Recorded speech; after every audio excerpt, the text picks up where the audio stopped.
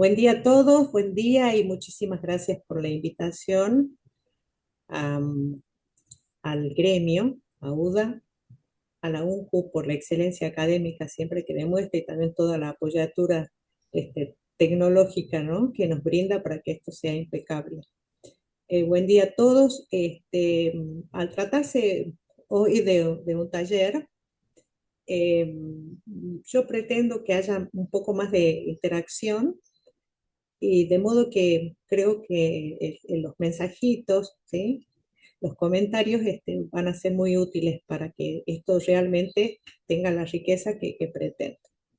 Si bien yo tengo lineamientos, digamos, de mi trabajo de taller, pero me gustaría que se vayan con algunas, así, con algunas certezas, ¿no? Porque todo está tan confuso últimamente en la intervención relacionada con las personas en condición de discapacidad y educación inclusiva. Entonces, me parece que estas dudas las podemos ir, por lo menos, ¿no?, armando algunas respuestas, vamos armando entre todos algunas respuestas. Así que, bueno, vamos a comenzar entonces con la temática, que me Comparto el parece, Power. por favor. Ok, bien. A ver, primero abro el Power. Bien, y ahora aclaro que todos somos nuevos en el tema Zoom, ¿no? Todos la gente de la UDA y los chicos de la universidad, quizás ellos ya de la cátedra de Nancy ya están como más duchos, pero los de UDA somos los más novatos en el tema, así que téngannos paciencia. Bien, Bien, a ver, ahí se ve. ¿Están sí, viendo el Power? ahí está. ¿Se puede ver bien?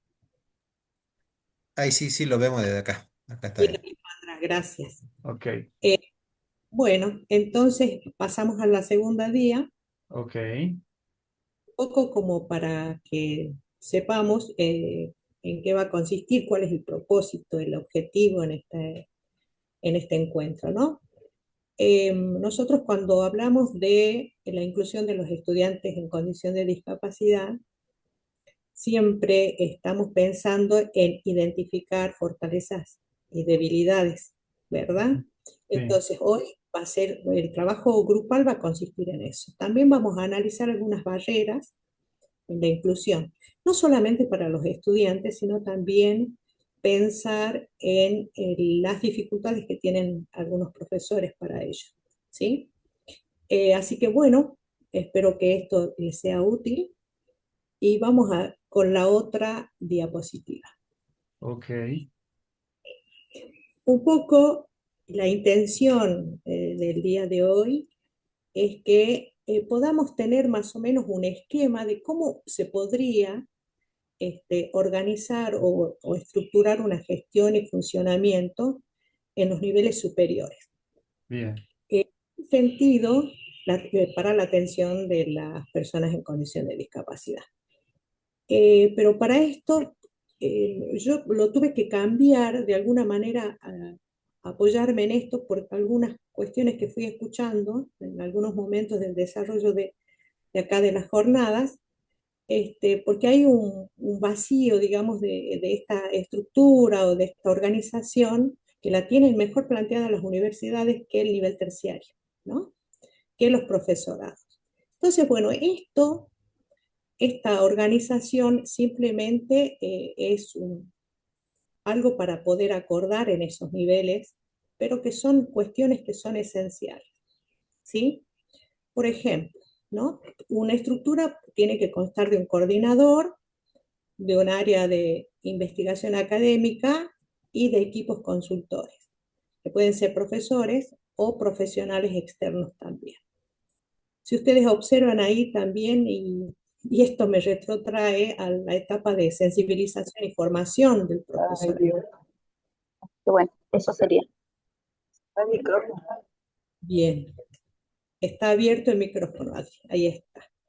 Les decía que era muy importante y me retrotraía a, a, a 20 años, ¿sí? A 20 años de intervención y de abordaje en las escuelas.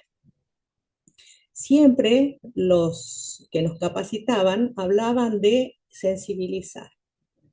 Y llegó un momento en que decimos, nos pasamos la vida sensibilizando. ¿Qué es lo que pasa? Ya tendríamos que dar un salto, pero abismal, y hoy me encuentro hablando del mismo tema, ¿no? Y voy a retomar algunas palabras de la ponencia de neurodiversidad sobre la sensibilidad, sobre los nichos, ¿no? La profesora hablaba de los nichos ecológicos y de la amabilidad que deberían tener los espacios, ¿no? Esa sensibilización y los espacios, está bien, los espacios arquitectónicos, el clima de trabajo, pero también me pongo a pensar que es muy importante dar lugar en lo más íntimo y profundo que tiene cada ser humano respecto de lo que es la inclusión. ¿Por qué? Porque actuaremos en consecuencia. Y la sensibilización y la formación son unas palabras clave que más allá de lo técnico que ustedes lo van a leer acá con claridad, que es la capacitación docente, talleres para estudiante y personal, digamos en el hacer, ¿no? Campañas contra la discriminación, educación en derechos humanos, que eso lo va haciendo y yo celebro siempre que hay alguna jornada en la facultad. Pero esto no se tiene que terminar. ¿Pero por qué les digo esto? Porque, como les relataba anteriormente, hace 20 años que yo vengo escuchando lo mismo y creo que no hay que cansarse. La sensibilización y el ver que estos espacios, tanto internos, subjetivos, de cada uno que trabaja en el ámbito de educación, tiene que ponerlo, digamos, como a disposición de todos. Otra idea también que se me ocurre pensar acerca de la sensibilización, que si bien este taller se denomina discapacidad, ¿sí? Yo les permitiría a ustedes que puedan poner la palabra, colocar la palabra y tapar el dis, ¿no? Esto va unido a ver, los invito a mirar otros aspectos de las personas, ¿no? En general. Otro tema que me parece muy interesante es ir pensando también cuando hablamos de la inclusión de las personas con discapacidad, estamos hablando en la inclusión de todos y para todos, ¿sí? El día que dejemos de usar, digamos, tanta terminología, digamos, específica para el abordaje educativo, vamos a ir pensando en estas cuestiones de, de la función social que tiene que ver con estas intervenciones. Función social porque estamos proyectando un tipo de ciudadano, estamos gestando también personas que pueden tener esta apertura y esta sensibilización. A mí me parece que la mejor campaña que nosotros podemos hacer es esto, la autocapacitación también, el Estado tiene, obviamente, toda esa obligación. Los institutos de formación también, obviamente, la tienen. Pero, sin embargo, también nosotros hacemos nuestro propio recorrido que parte de esa apertura de la que hablaba anteriormente. Entonces, esta etapa es muy importante de poder ir trabajando, ¿no? También dentro de esta estructura de gestión y funcionamiento de los programas, que tienen que haber programas específicos, tenemos los apoyos académicos y psicosociales, ¿sí? Y ahí están estos equipos que uno siempre los necesita y en los cuales uno se apoya, ¿no?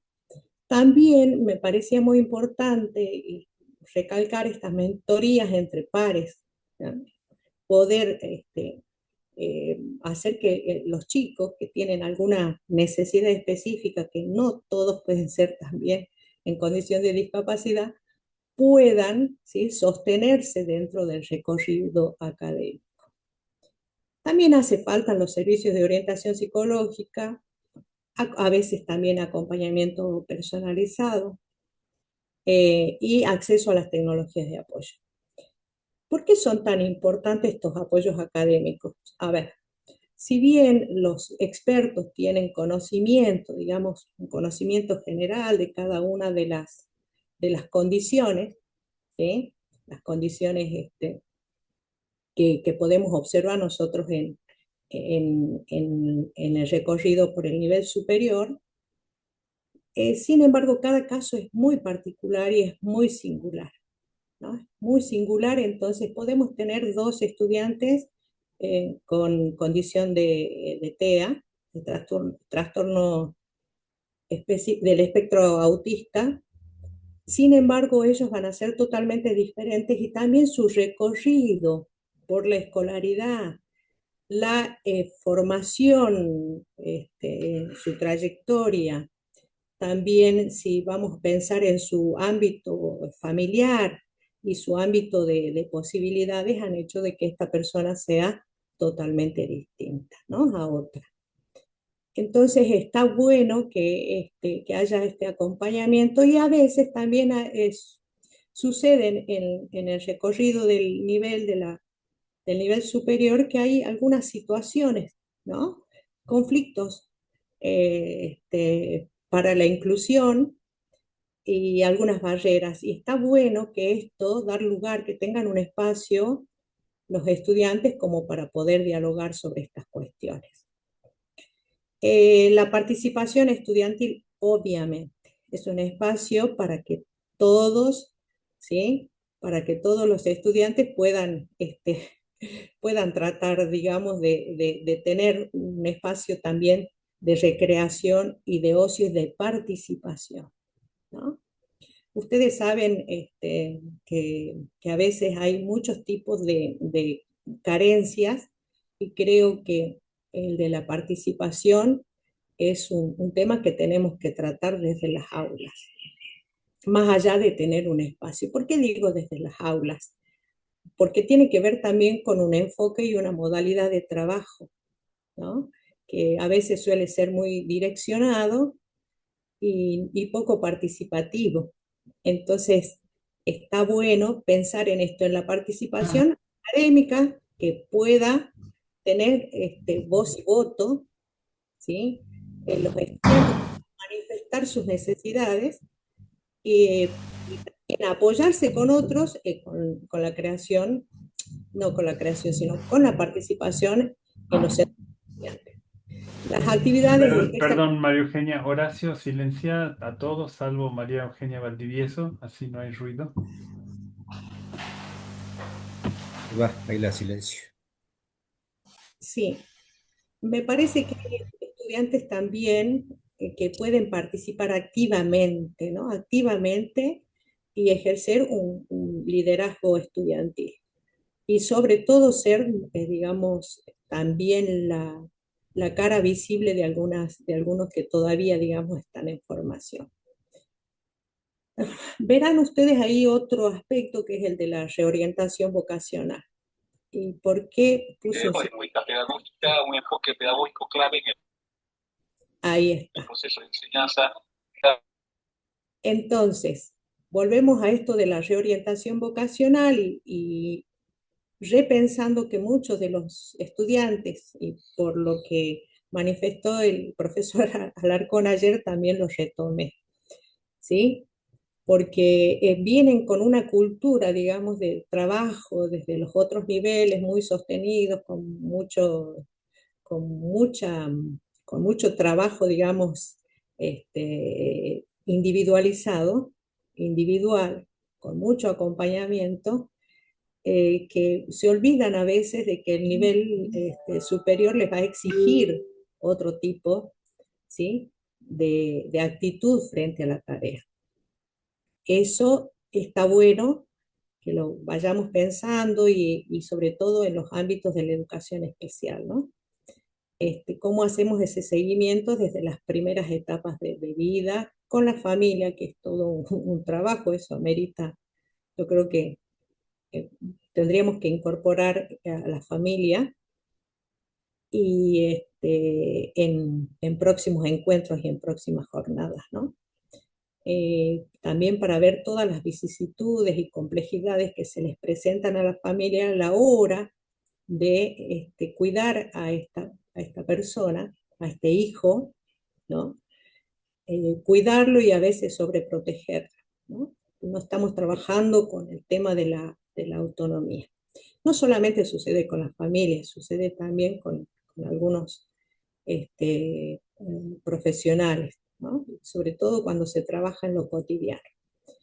Y por otro lado, también trabajar el tema de la orientación vocacional, porque esto nos va a ir dando lugar a ir conversando en esa participación y en ese trabajo de autonomía progresiva y de la necesidad de autodeterminación de las personas en condición de discapacidad, de poder saber qué es lo que ellos quieren, ¿no? Porque para eso también tiene que haber un conocimiento de sí mismos. Obviamente que estamos hablando de sujetos o de personas que pueden hacerlo y siempre que fuera acompañado, ¿no? En lo cotidiano para que esto suceda. Ejemplo, ¿sí? Nos sucede con un hecho muy, muy común, el que puedan trasladarse de un lugar a otro, también puedan tomar el colectivo, sacar la SUBE, ¿sí? O gestionar sus boletos, ¿no? Gratuitos. Entonces, esas pequeñas cosas de ir a hacer compras, digamos, hacer compras, saber decidir qué es lo que quieren comprarse, qué calzado, qué ropa ponerse, ¿no?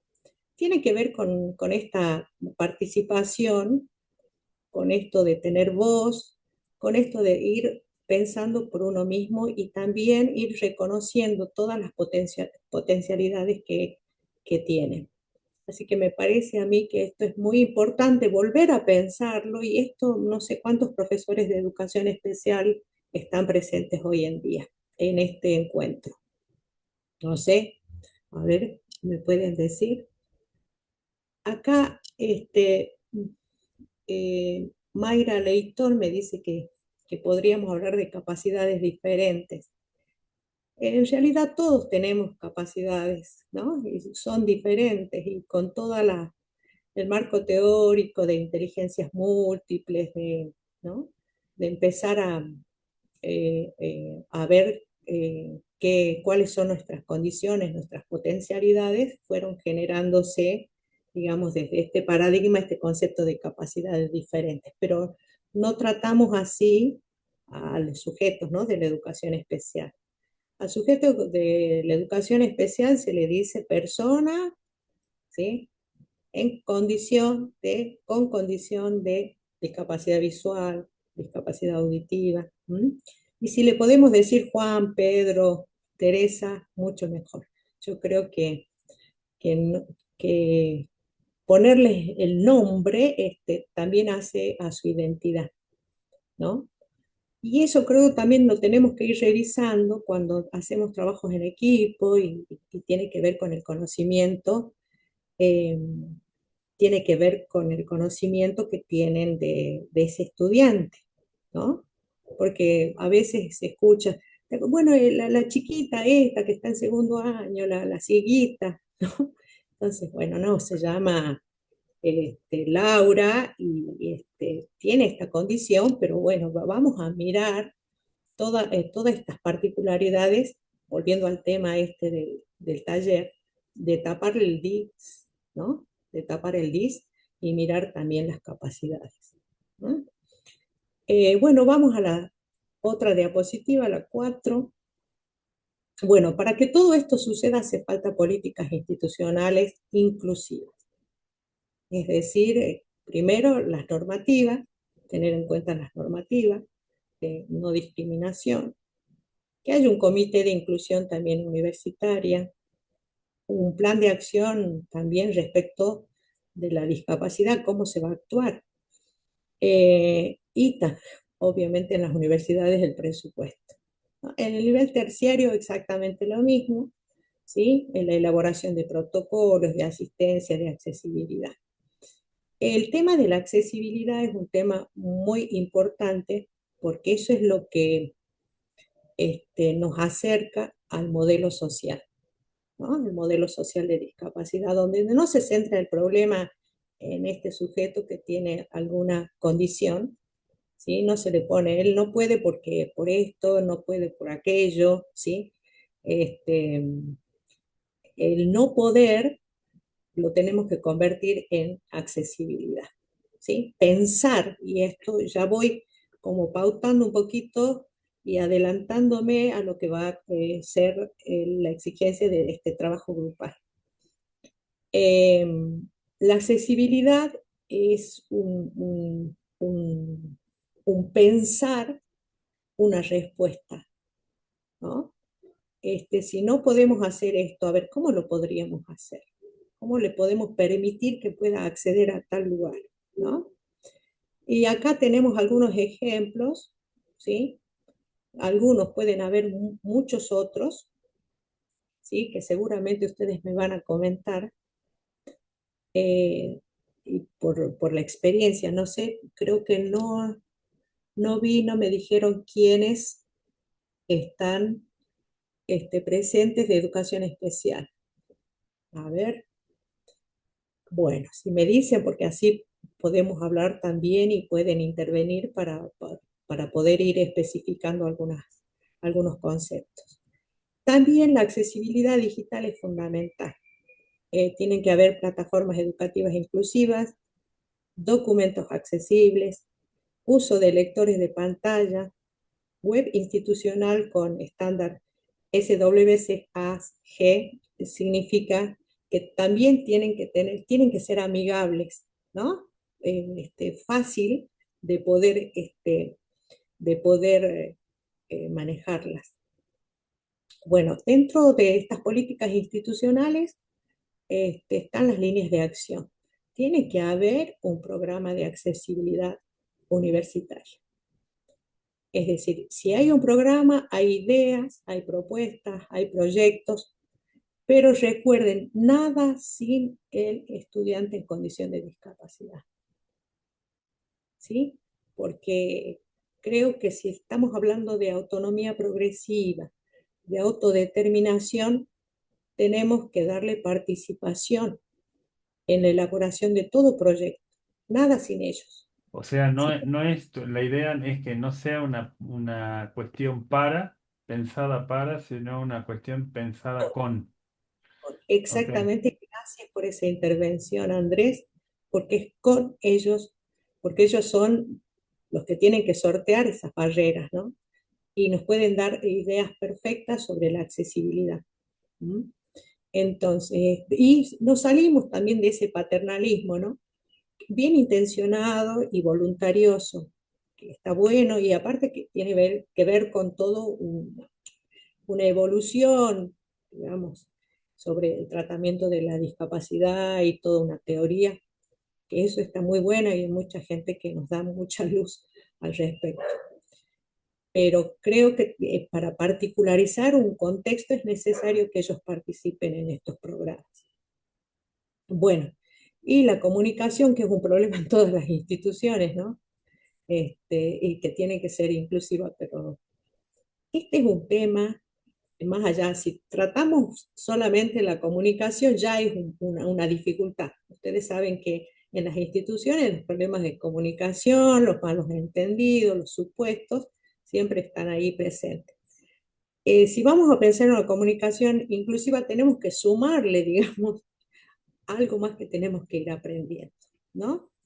Si voy a presentar un material, un recurso, ya sea un recurso humano como lengua de señas, ¿no? Un recurso tecnológico como la subtitulación, información en lectura fácil. Sobre todo voy a detenerme un poquito acá en información en lectura fácil. ¿Por qué? Porque a veces tenemos mucha bibliografía, ustedes saben que hay mucho material que tiene que ver con textos expositivos en las universidades en el nivel superior. ¿Sí? Y el volumen ¿no?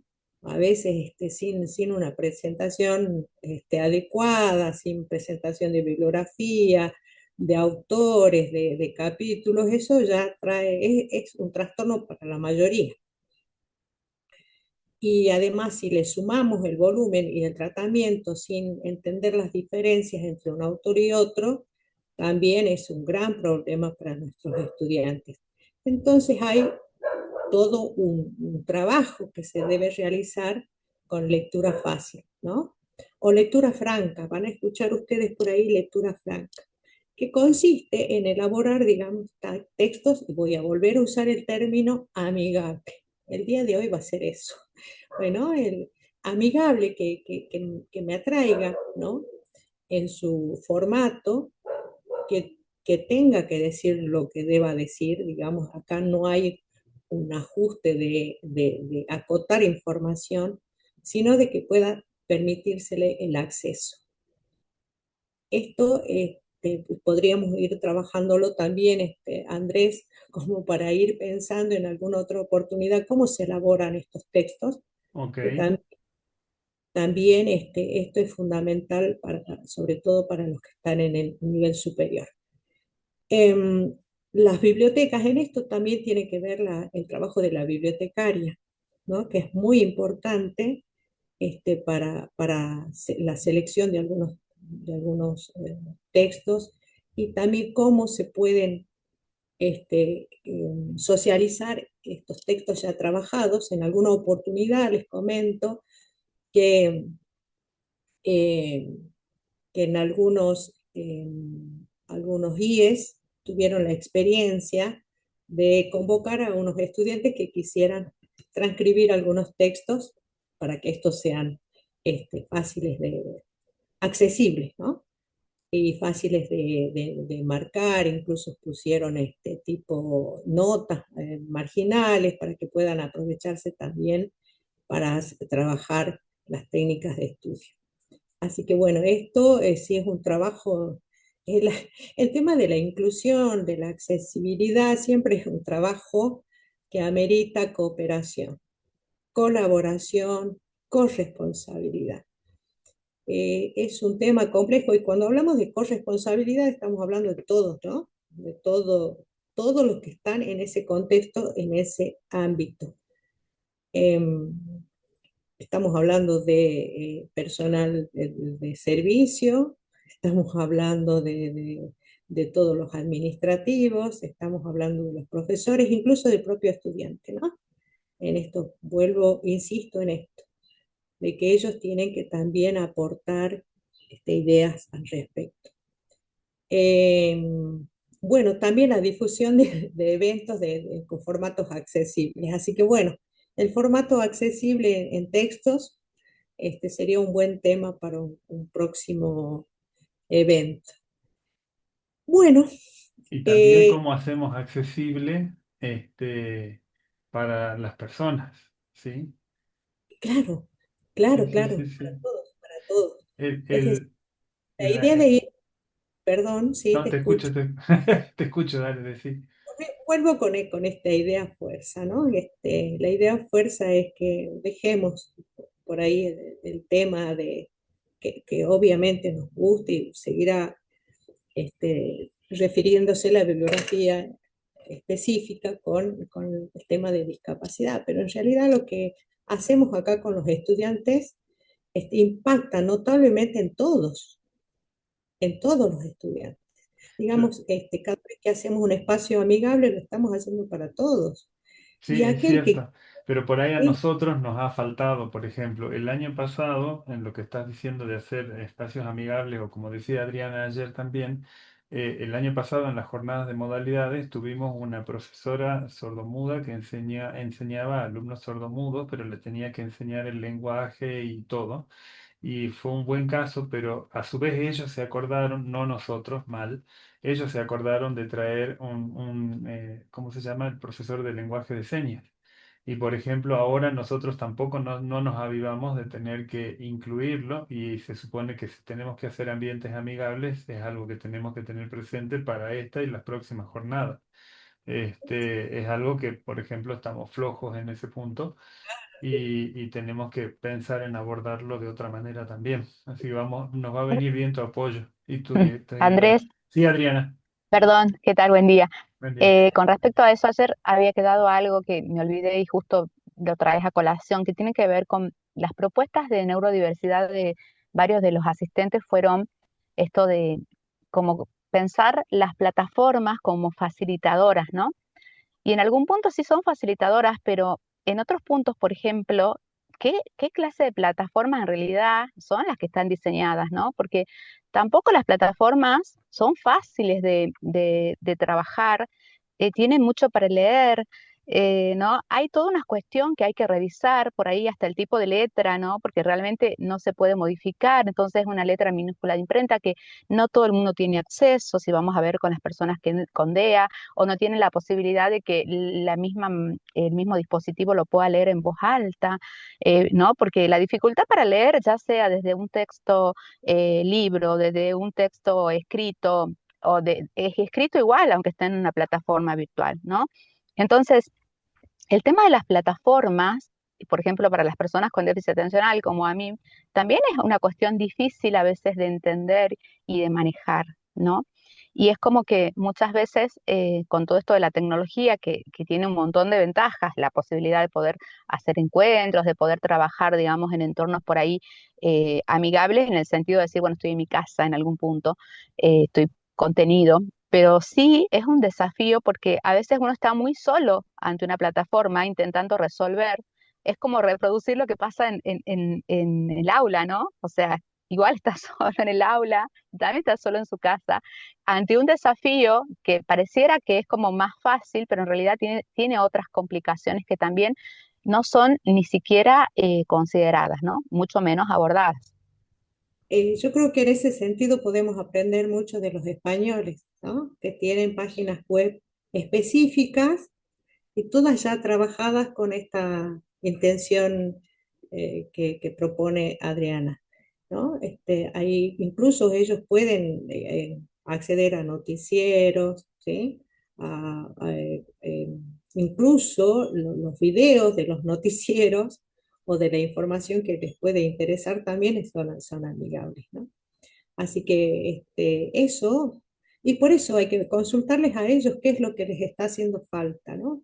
Las encuestas, los encuentros, para que ellos puedan también expresar, como decíamos, ellos tienen que tener voz y voto, ¿sí? Porque siempre estamos trabajando nosotros pensando por ellos, ¿eh? Que no está mal, digamos, tener una actitud de cuidado y de sostén y de acompañamiento, pero la idea es que podamos conversar con ellos, qué es lo que necesitan en estas instancias, digamos. Acá Mayra Leitón dice, claro, hablaba en general sobre el tema de capacidades diferentes, conociendo que todos los estudiantes entienden y aprenden de manera diferente según las capacidades individuales. Sí, los estilos de aprendizaje. Cada uno fue desarrollando una manera de abordar el aprendizaje, ¿no? Y cada uno aparte tiene sus propios talentos, ¿no? Sus propias inteligencias que enriquecen. Por eso decimos que la diferencia es la que promueve cambios, ¿no? Y cambios fuertes, sociales. Entonces, ahora estamos en este contexto de la jornada y sabemos que alguna idea disparadora, alguna idea fuerza va a surgir para el ámbito donde nosotros estamos desarrollando nuestras prácticas. Así que bueno, eso queremos conocer. Les voy anticipando el trabajo. Así que bueno, vamos como teniendo en cuenta. Si quieren seguir haciendo preguntas, gracias Marita, acá me da la bienvenida. Yo agradezco la invitación, la verdad que enriquece y halaga también, porque bueno, son temáticas que uno viene trabajando hace muchos años y que como les decía al principio, creo que la punta del ovillo es la sensibilización, porque si no estamos sensibilizados les vamos a encontrar siempre un pero, ¿sí? Pero esto, pero aquello, no se puede, no sé. Bueno, en fin. Menos mal que el profesor Alarcón ayer decía, cada vez escuchamos menos el que no estoy preparado para esto. Pero fue muy interesante ese aporte. Bueno, acá Mónica Herrera dice, pensando que son sujetos individuales con sus necesidades y derechos, siempre consultar sus necesidades y requerimientos, tal cual, Mónica. Así es, ¿sí? Seguramente hay necesidades muy personales y hay otras que pueden fortalecer, digamos, al conjunto de los compañeros. Bueno, vamos a los ajustes académicos, que es un tema también bien importante, y esto tiene que ver con el tema de cómo abordo yo una clase, ¿no? Los exámenes en formatos alternativos, no todo tiene que ser expositivo cara a cara, ¿sí? Eh, Alternativos, tipo, podemos acercar videos, como les decíamos anteriormente, de textos con lectura fácil, tener tiempos adicionales de presentación de trabajos en la propia evaluación también es posible, materiales didácticos adaptados, decimos, tutorías y acompañamiento personalizado. Y acá vuelvo a retomar otro tema muy discutido, que es el de pensar que, bueno, en todo el recorrido el estudiante va a tener ajustes de tipo de contenido, de saber. Nosotros sabemos que una caja curricular tiene un conjunto de saberes mínimos, ¿sí? Eh, que, que perfilan al estudiante, ¿no? Para una futura ocupación. Entonces, en este sentido, no puede haber ese tipo de recorte, digamos, de los saberes mínimos, ¿no? Y volvemos al tema de acompañar, ¿sí? Para ver por dónde podemos ir pensando alternativas, ¿sí? Para hacer estos ajustes o en qué espacios, porque a veces difieren, no es que se haga un mismo ajuste para todas las disciplinas, pueden variar, depende si es una tecnicatura o si es un profesorado, ¿no? Eh, Entonces eso sí lo vamos también revisando y ahí hace falta también ese equipo, ¿no? Allí toma fuerza el equipo como para hacer todas las orientaciones que se ameriten. Acá me parece, no surge a ver, acá dice Mirta, la empatía es importante. Es un tema tan interesante el de la empatía, porque, y volviendo a la accesibilidad del ser, ¿no? No sé si es una terminología eh, que la podríamos ir ajustando y, ¿por qué no escribiendo en algún momento? Esa accesibilidad del ser tiene que ver con esa apertura de reconocerme en dos dimensiones. Por un lado, que el otro es igual que yo, humano como yo, pero también de reconocer y respetar de que el otro puede ser diferente, ¿no? Esa doble dimensión y que yo me configuro y soy a través de lo que veo, en una cuestión especular, decimos, ¿no? En una cuestión de espejo con el otro. La empatía es importante porque le estoy dando no solamente un lugar, sino también le estoy dando la palabra, ¿sí? Y la mirada, y lo estamos reconociendo como un otro importante. Esa es la empatía, ¿no? No es solamente sentir que está bien en casos que son similares y uno puede haber una similitud, digamos, de sensaciones y de sentimientos. No, reconocer el otro así como es, ¿no? Y poder intercambiar, porque a la vez en esa cuestión especular se van reconociendo y se van formando. Así que la empatía es más que importante y yo creo que los espacios se hacen más amigables eh, cuando nosotros tenemos esa mirada, digamos, de acercamiento y de escucha hacia el otro, ¿no? Las formas, ¿no? Nosotros decimos las formas en cómo nos dirigimos. Bueno, sigamos entonces, no sé si hasta acá quieren hacer alguna consulta, algún agregado, algún comentario. Bueno, lo estoy leyendo. Bueno, si no es así, seguimos. Marita, bueno, paso a la que sigue. A ver, pasamos a la que sigue. Bien. Bueno,